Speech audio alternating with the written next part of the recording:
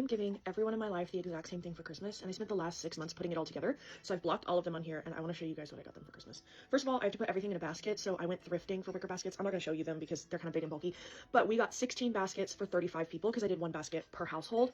We had to go to 9 different thrift stores across DFW. So while we were doing that, we thrifted a bunch of vintage fabric, and my sister is a seamstress, and she sewed them all kitchen tea towels out of vintage fabric. So they're all different shapes and sizes and colors and textures and stuff like that, and there's 2 per basket. And then I made everyone these gift little tags.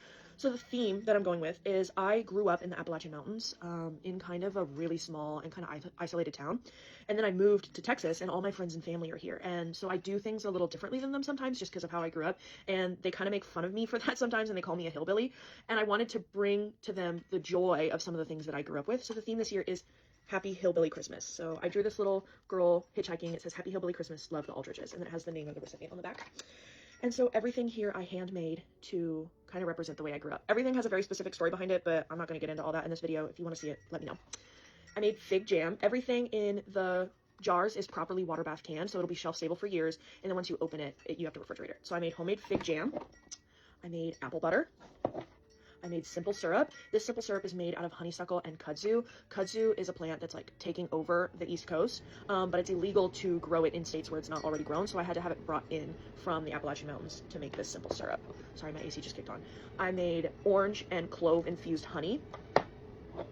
I poured them all mountain scented candles. I scented them with pine and cedar and patchouli and one other thing I don't remember. My husband is like really into like survivalist stuff, and he wanted to contribute, so he made all of them a mountain survival kit. These pickles are my family's like top secret recipe, so I made them all a jar of pickles. I made them a batch of stovetop potpourri out of ingredients that I dried myself, so they'll cook this on the stove and it'll make their house smell good and it'll last a few days. I wanted to teach them about the tradition of haint blue, and so I used salt dough to make these ornaments and paint them like the color haint blue, but make them look like the tops of water. And it says Haint Blue, the Aldridges. It's a Christmas ornament. This is my mom's puppy chow recipe. If you guys don't know about puppy chow, get with it. I have a friend who is online, and they live in Appalachia, and they have an Etsy shop where they create a bunch of things themed after that, and so they sent postcards and stickers from the mountains for all of my friends. This is a little bag of freshwater pearls that I had brought in from the mountains. Then this, I spent like 8 weeks letting herbs soak in oil before I boiled them with beeswax to create salves. So I created 3 for everyone. So they do different things. This one is skin soothing, so it soothes like bumps, rashes, cuts, dry skin, minor burns. This is aches and pains, and so it heats up when you rub it in, and it kind of works like icy hot, except it's just hot, not icy. And then this one is cough and cold. It's just like Vicks VapoRub, but I made it out of plants.